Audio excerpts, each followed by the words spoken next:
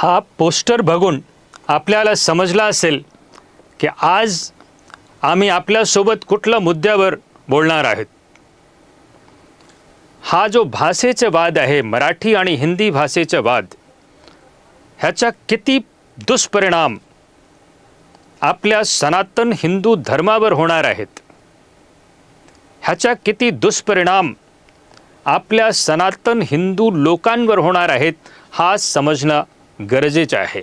भारताच्या आर्थिक राजधानी म्हणून ओळखल्या जाणाऱ्या मुंबई शहरातील हा मराठी आणि हिंदी भाषेचा वाद सुरू आहे। मराठी ही भारतातील सर्वात श्रीमंत आणि उत्कृष्ट भाषांपैकी एक आहे। ज्ञानेश्वरी आणि इतर पुस्तके या स्वरूपात आध्यात्मिक आणि काव्यात्मक पुस्तके मराठी भाषेत उपलब्ध आहे।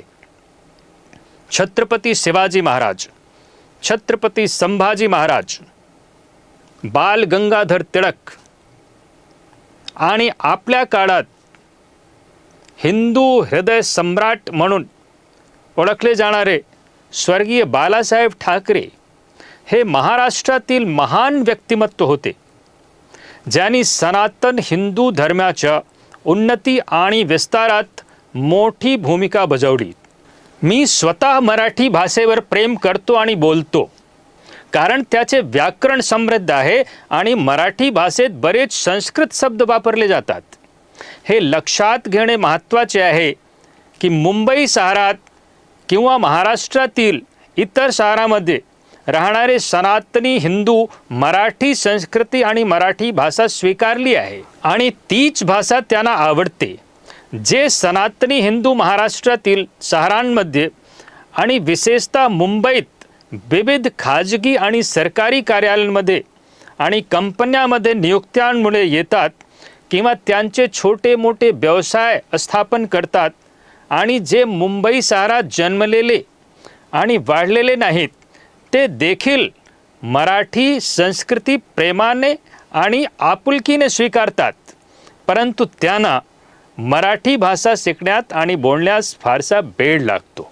दुर्दैवाने भाषेच्या नावाखाली सनातनी हिंदूंमध्ये फूट पाडण्याचे गंभीर परिणाम काय आहेत हे माहीत नसलेले आणि त्यांच्या तात्पुरत्या स्वार्थी कामगिरीसाठी वेळोवेळी आणि विशेषतः निवडणुकीच्या वेळी भाषेच्या नावाखाली सनातनी हिंदूंमध्ये फूट पाडण्याचे प्रयत्न करतात।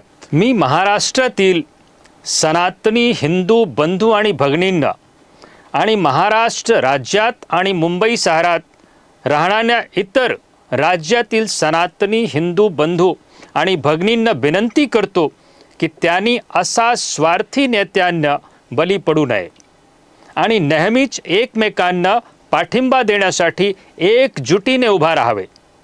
मी विशेषतः महाराष्ट्रात राहणाऱ्या इतर राज्यातील सनातनी हिंदू बंधू आणि भगिनींना विनंती करतो की त्यांनी मराठी सनातनी हिंदू बंधू आणि भगिनींबद्दल, मराठी संस्कृती आणि भाषेबद्दल प्रामाणिकपणे अधिक आदर आणि प्रेम विकसित करावे आणि प्रदर्शित करावे। ओम